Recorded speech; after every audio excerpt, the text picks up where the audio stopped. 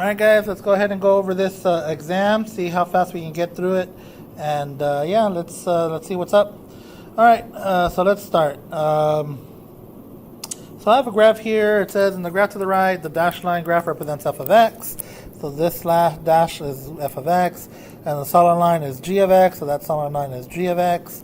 And which of the following values of x is f of x less than 0? This is like saying, where is f of x negative? And where is f of x less than g of x, or where is g of x greater than f of x? And this was a possibly bonus question when we gave that exam. So let's see. So the dashed line is f of x, and I want to know where it's negative first and foremost. So it's negative right here, where in all red here, except for, well, you can't really see it, but it intersects somewhere right there. But this one intersects at 4, perfect. So at negative 1, nope, at negative 1, f of x is positive, so that one's out. At 2, yep, f of x is negative, and g of x is definitely bigger than f of x as far as the y value. And at x equals 4, nope, at x equals 4, f of x is 0.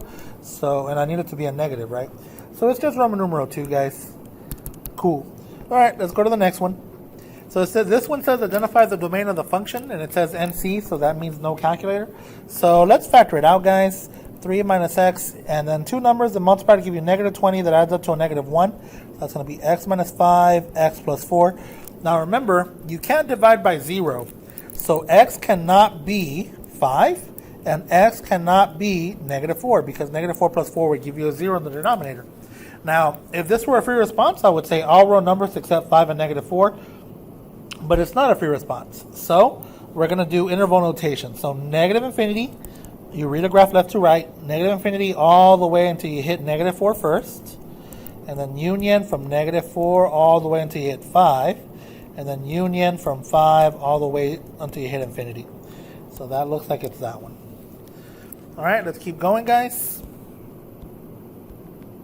So on this one here, it says, hold on, let me make sure.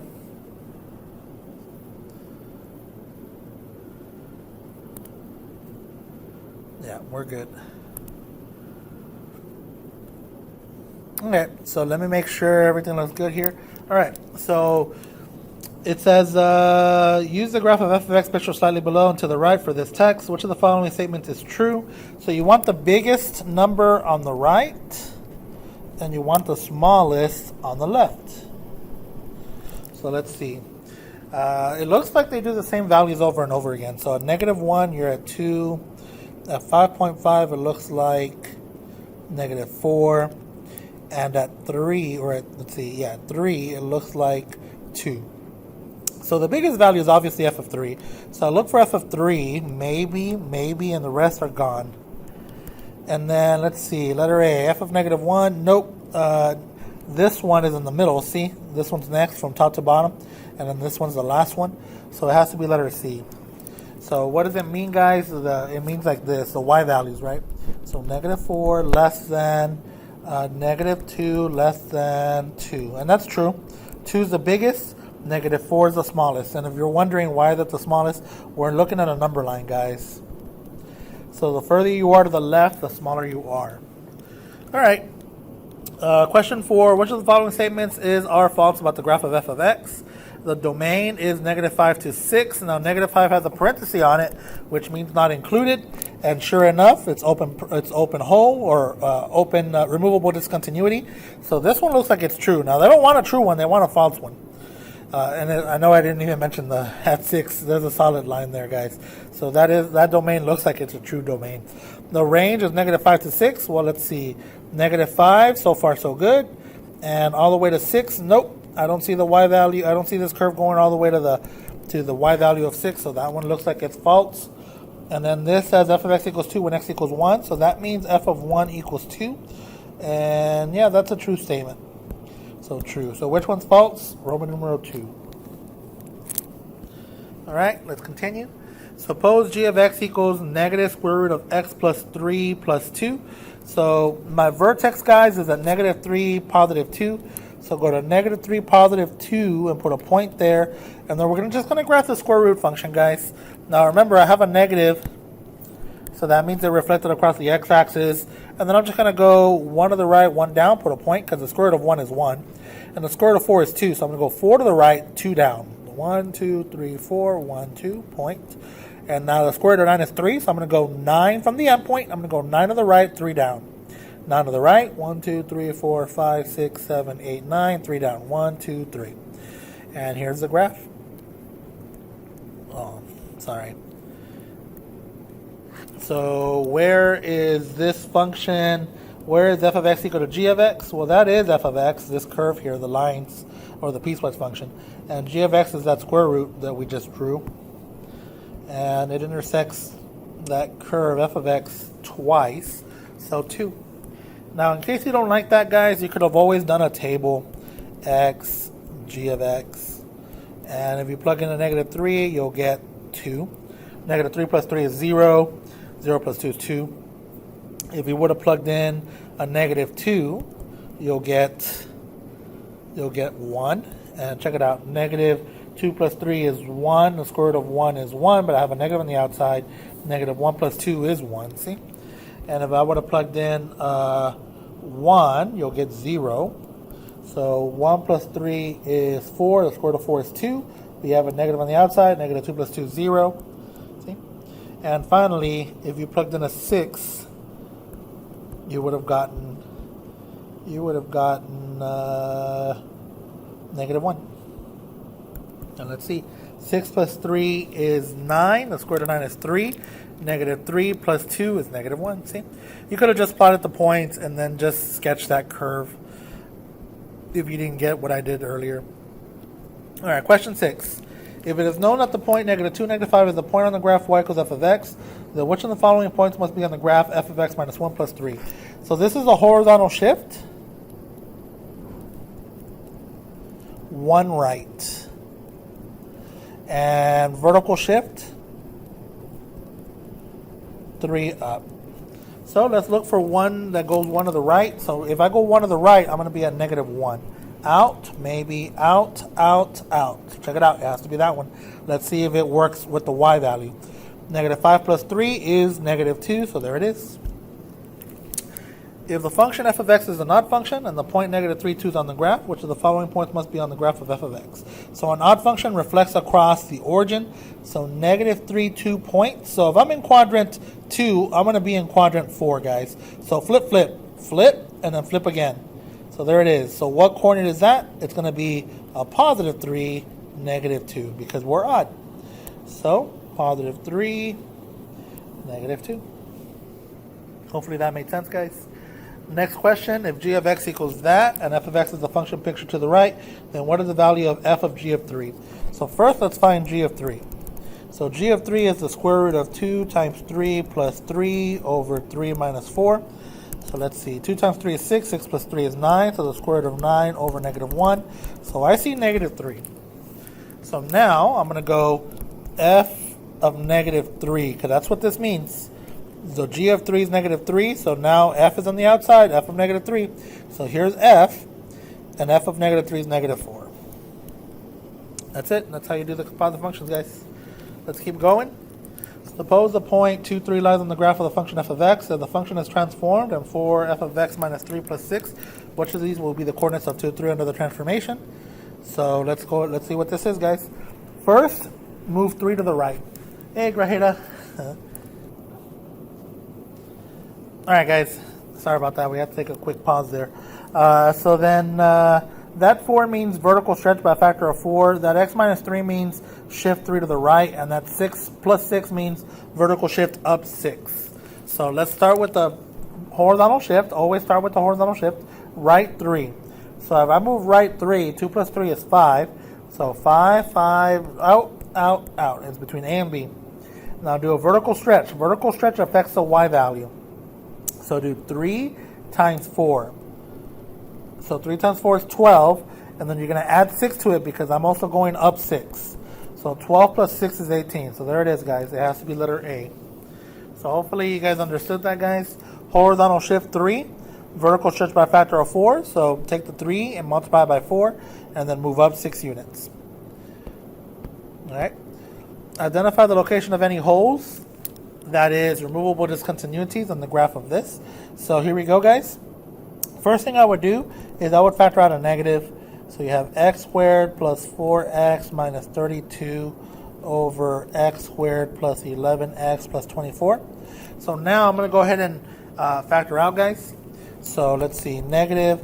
So two numbers that multiply give you 32 or negative 32, but adds up to 4. And I believe that's 8 and 4, 8, 16, 32. Yep.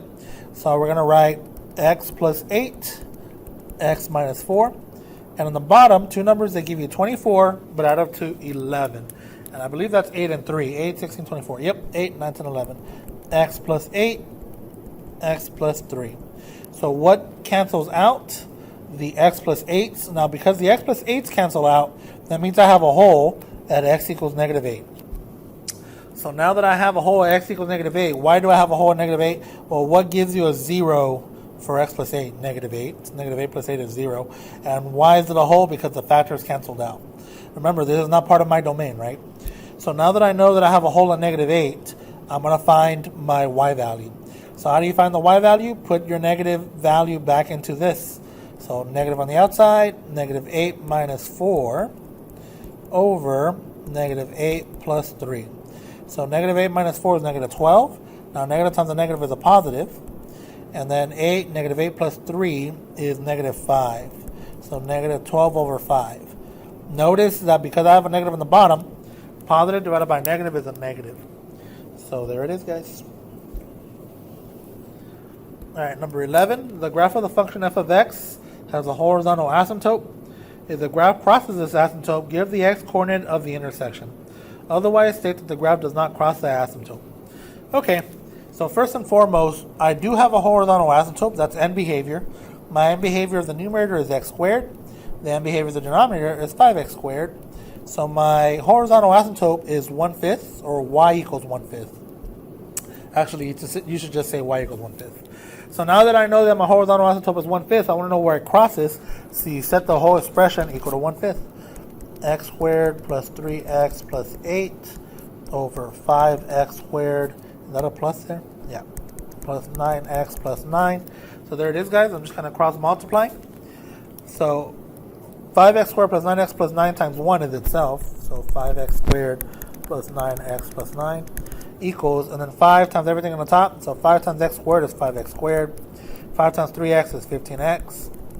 And then 5 times 8, what's that, 40? So now we're just going to solve, guys. 5x squares cancel each other out.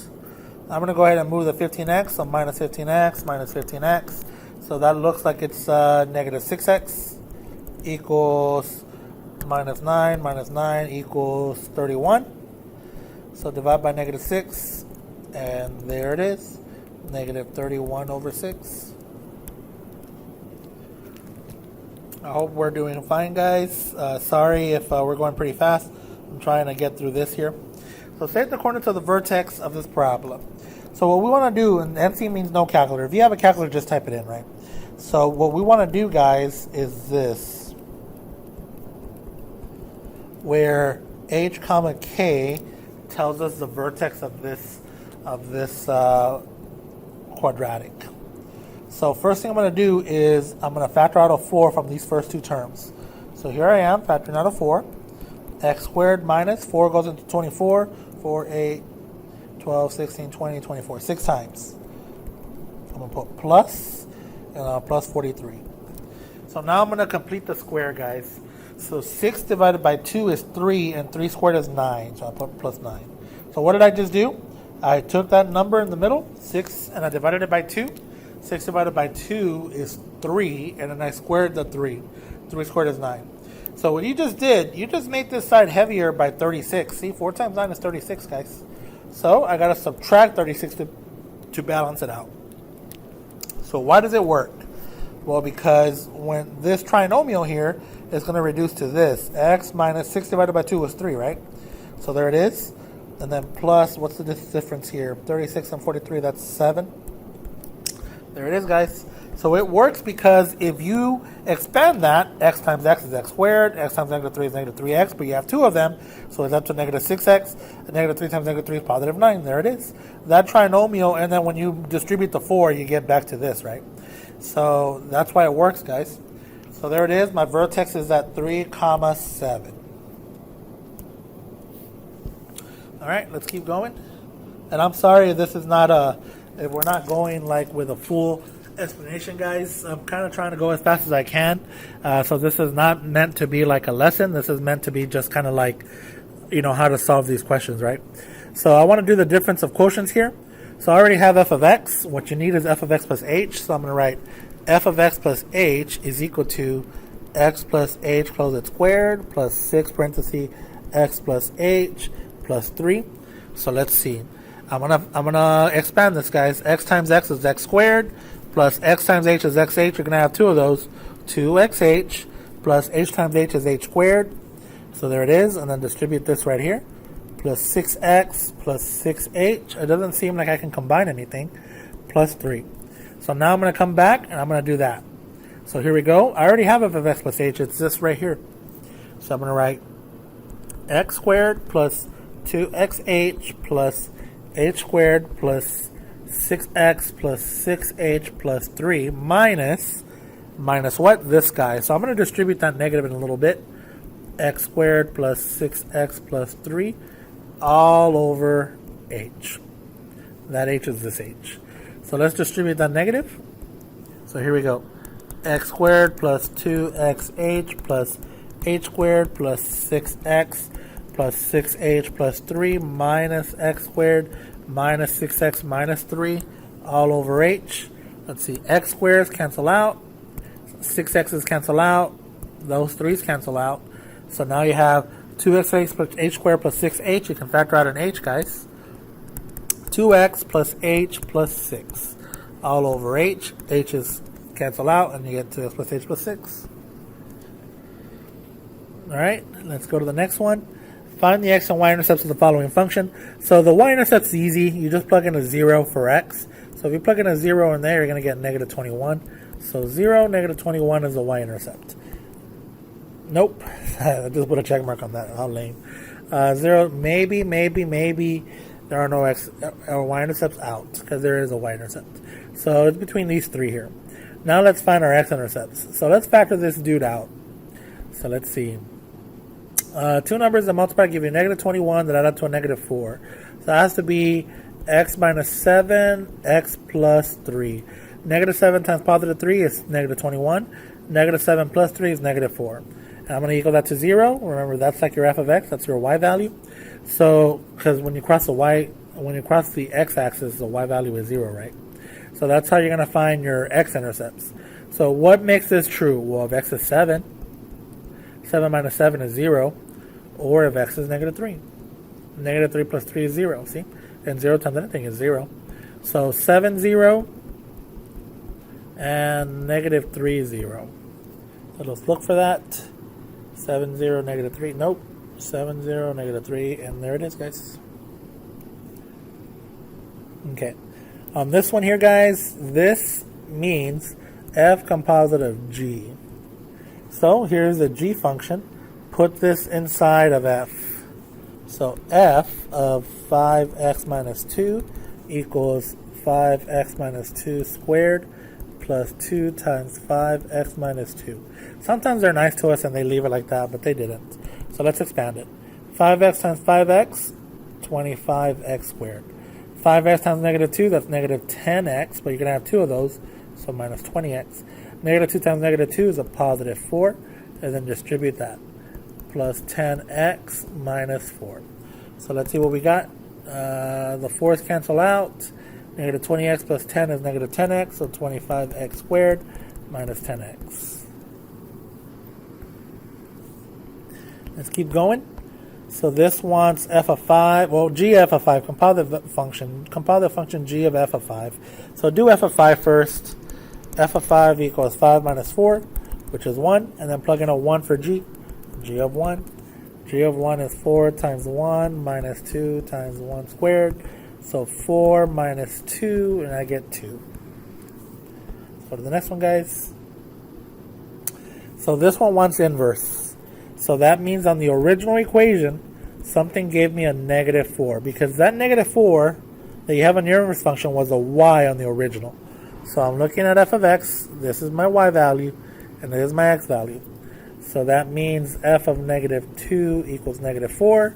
So the inverse value of negative 4 is negative 2. So there it is, guys, negative 2. So you just switch. Remember, when you're doing inverse, x, y, I, and v turns to yx. Or maybe I should use the letter AB turns to BA, right? All right, find the linear function f with y-intercept 3. And remember what that means. That means that your x value for the original, because these are all originals, notice that, is negative 1 comma 0. So think about it. You have a y-intercept of 3, so you're up here, and you have a coordinate of negative 1, 0. So look, guys, it's going to look like this.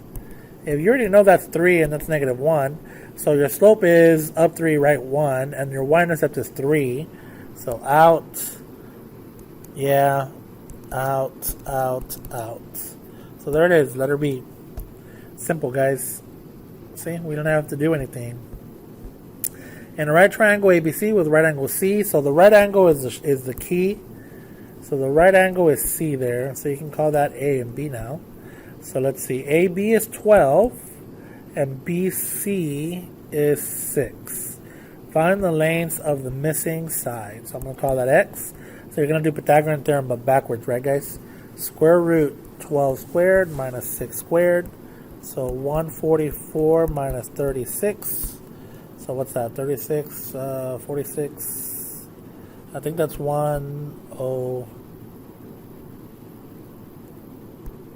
I did not write that, guys. I'm sorry.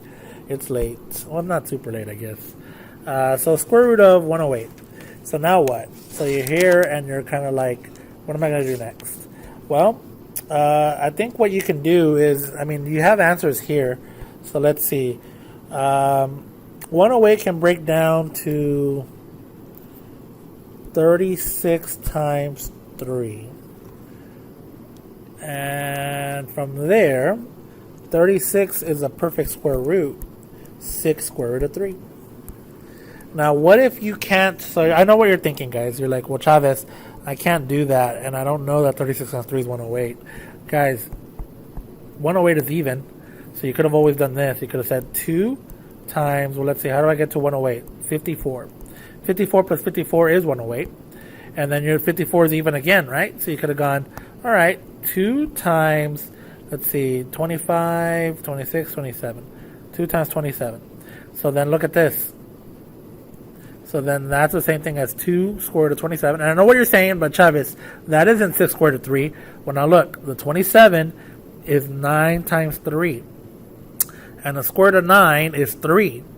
So the square root of 9 is 3. 3 times 2, 6. And look what's left under the radical. Square root of 3. See, guys? It doesn't matter how you break it down. You'll get to the answer eventually. All right. Suppose that angle theta is an acute right triangle and that secant theta is 13 over 7. Find tan and sine. Okay. So here we go. Here's how you do it. Secant theta is 13 over 7. That means cosine theta is 7 over 13. So I'm going to draw a right triangle, guys. Here's my angle. So secant reciprocal cosine. So cosine 7 adjacent over hypotenuse. So I need to find this leg here. So square root of 13 squared minus 7 squared. So I'll probably let you guys use a calculator more than likely. 13 squared minus 7 squared, that's going to be, what is that? That's going to be square root of 120. And square root of 120 is 2 square root of 30. So there it is. That's that side. So now I'm ready to find tan and sine. So tan is, remember, if you don't know, write SOHCAHTOA. Tan is opposite over hypotenuse. So 2 square root of 30 over 13. Oh, did I just say tan is opposite over hypotenuse? That is a big time error. Tan is opposite over adjacent. 2 square root of 30 over 7. So my apologies, guys. I'll try to slow down. So I'm going to look for that. So out, maybe, out. And sine is opposite over hypotenuse. So sine is 2 square root of 30 over 13. So there we go. All right, let's see. 21. Find the perimeter of a center of a circle with central angle pi over 3. All right, so pi over 3 really looks like this. That's pi over 3 right there. And they want that, the whole length, the whole perimeter. So this is 4, and this is arc length. So arc length, guys, is theta. Usually they say arc length, they use S. And it's going to be, let's see, first do your proportion. Theta over 2 pi times 2 pi r. That's how you get circumference of a circle, right? Circumference of a circle is 2 pi r. So the 2 pi's cancel out, and if you're in radians, the arc length is nothing more than pi r. So your perimeter is 4 plus my central angle, pi over 3 times 4. So let's see, 8 plus 4 pi over 3.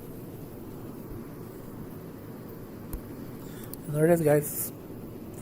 Alright, let's go to the next one. Find 3 angles, 2 positive and 1 negative, that are coterminal with the given angle. So we have negative 80. So what we want is coterminal, guys, which means I want to be here in this location. That's negative 80. So what you're going to do, you're going to go negative 80. And if I want 2 positive and 1 negative, let's get the negative first. I'm going to go 360 degrees clockwise. Because if I go 360 degrees like that, I'm back in that same location, guys. So negative 80 plus 360, and I'm going to, negative 80 minus 360, and I'm going to get negative 440. So there it is. I'm going to look for negative 440. Nope. Maybe. Nope. So it's between C and D. So now I'm going to go 2 positive. So I'm going to do 1 revolution. I'm going to count counterclockwise. So now I'm going to go negative 80, because here I am, negative 80. And I'm going to go plus 360 to get back to the same location. So negative 80 plus 360. And let's see what that is. Negative 80 plus 360. And I get 280. So 280 is one of them. That one has it.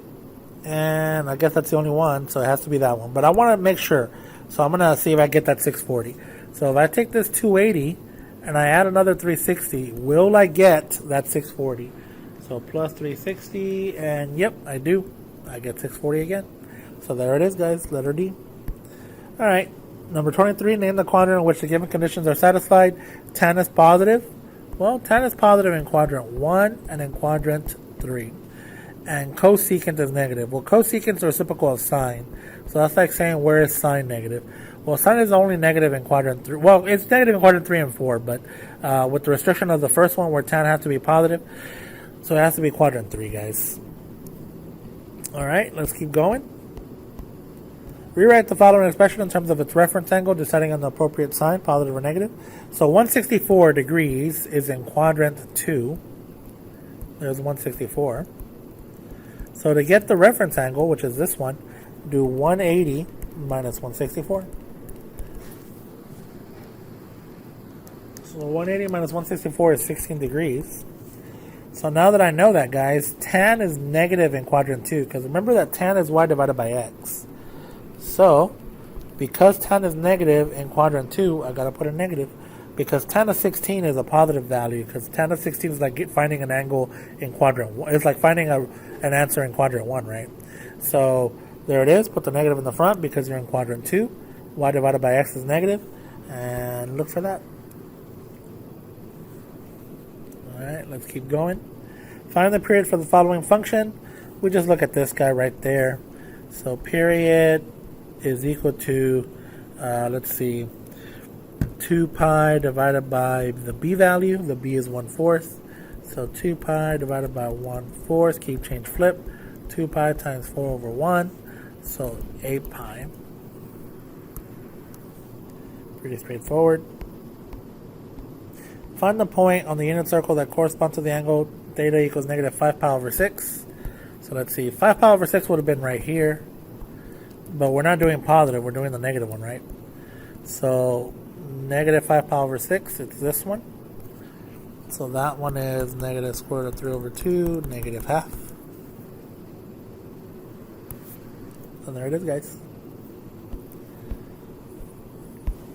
Sorry. Which of the following which of the following values of theta satisfy the equation cosine theta equals negative square root of 3 over 2? So let's see. On the unit circle, cosine is negative square root of 3 over 2 in these two locations.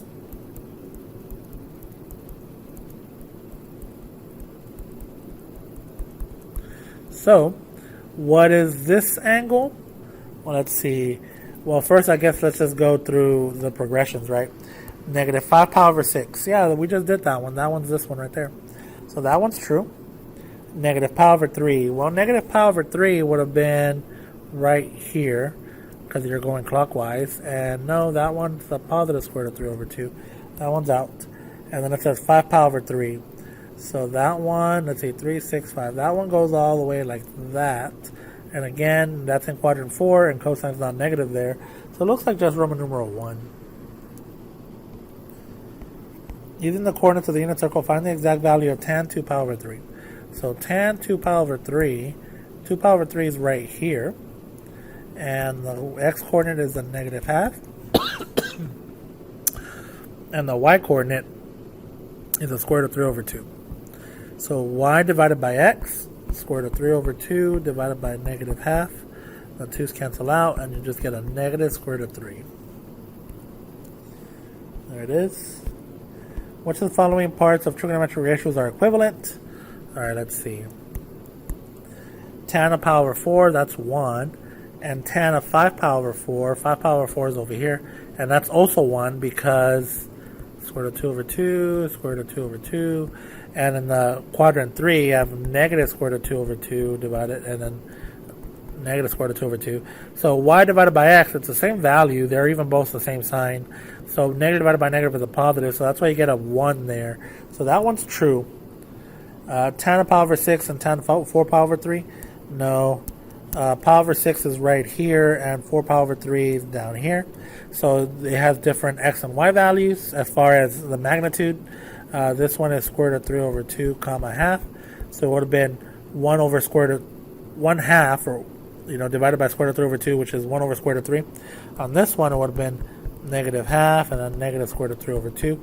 So this one would have been square root of 3, right? Because negative square root of 3 over 2 divided by negative half square root of 3. So that one's out.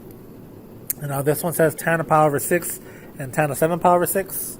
And I know maybe I should have gone left to right instead of right to left here, but forgive me, guys. I'm trying to go fast here. So there's pi over 6 right there. Square root of 3 over 2 comma half. And 7 pi over 6 is right here as well. And that's going to be a negative square root of 3 over 2 comma negative half.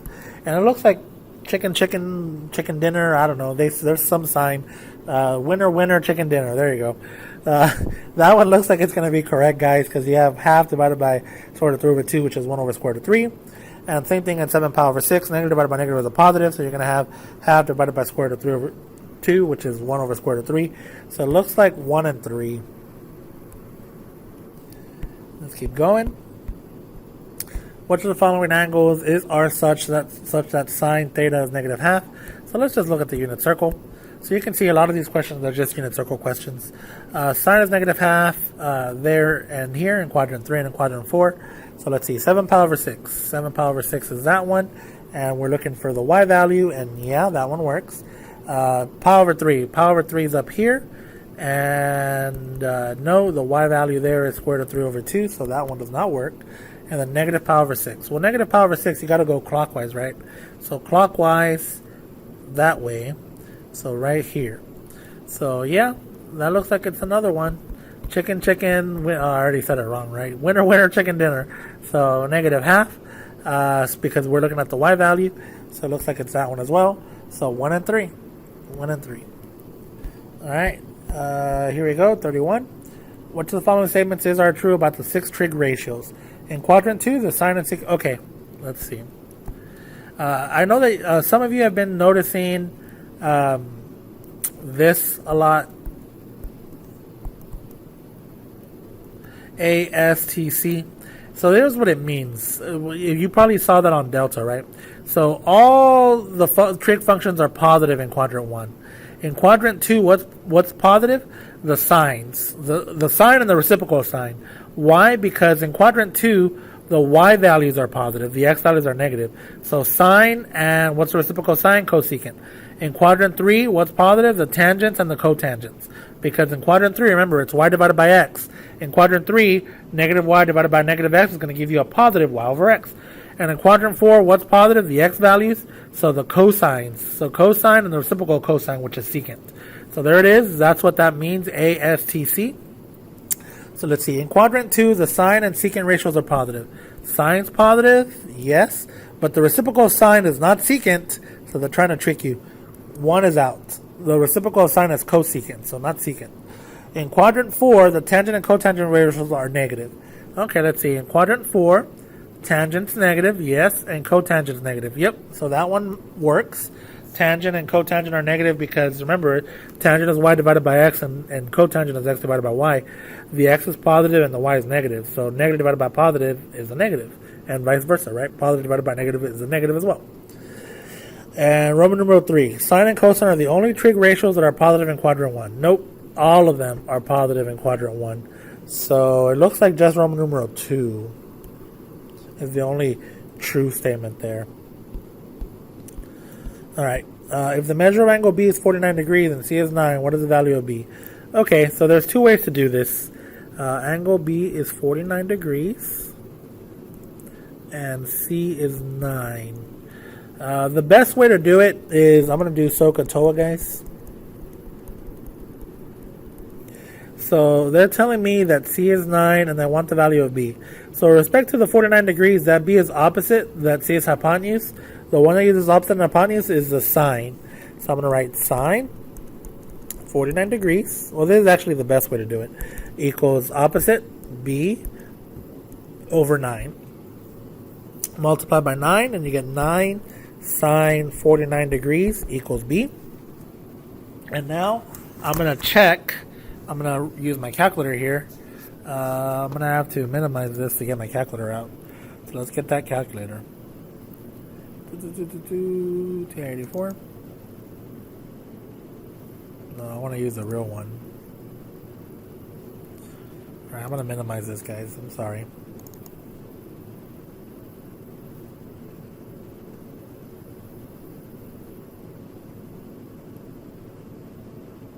Here's my real calculator, and I'm already in degree mode. Great. So I'm just going to type that statement: 9 sine 49, 9 sine 49, and there it is, 6.8.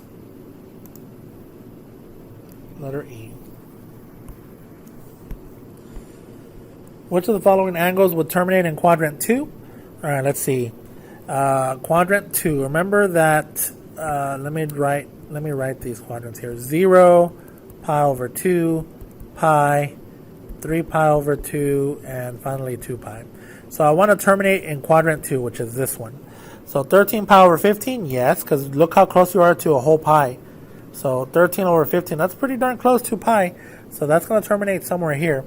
7 pi over 5, nope. This 7 over 5th is more than a whole pi. That's going to put you not in quadrant 2. And then notice this one is a negative 13 pi over 12. So if you go clockwise, so here's pi, and a little bit more, and that's 13 pi over 12. You're pi over 12 more from pi, right? So 1 and 3, because the 3 one is a negative angle. So it's going clockwise, and it's going past the negative pi. So yeah, 1 and 3. Hopefully that made sense, guys. Let me know if it didn't.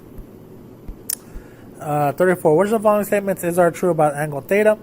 If theta is such that it's between 180 and 270, so that's quadrant 3, then the reference angle would equal 180 minus theta. Nope.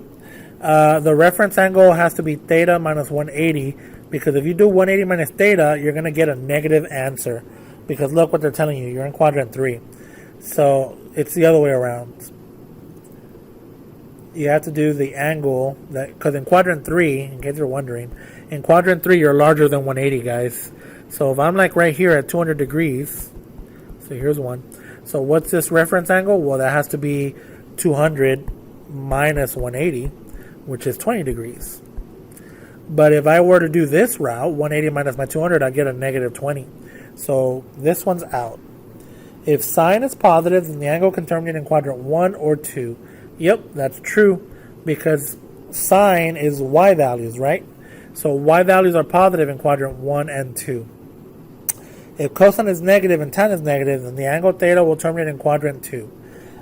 Cosine negative is quadrant 2 and 3, but tan negative is only quadrant 2, because in quadrant 3, like we said before, tan is going to be negative divided by negative, or negative y divided by negative x, which will be positive.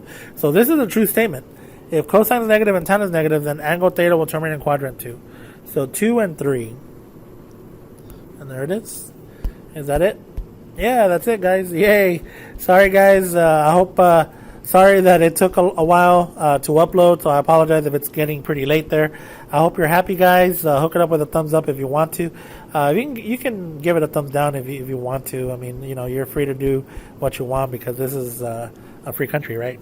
You can do whatever you want, guys. But yeah, so talk to you guys later, guys, and I hope you guys do awesome on your exam. Talk to you guys later. Bye.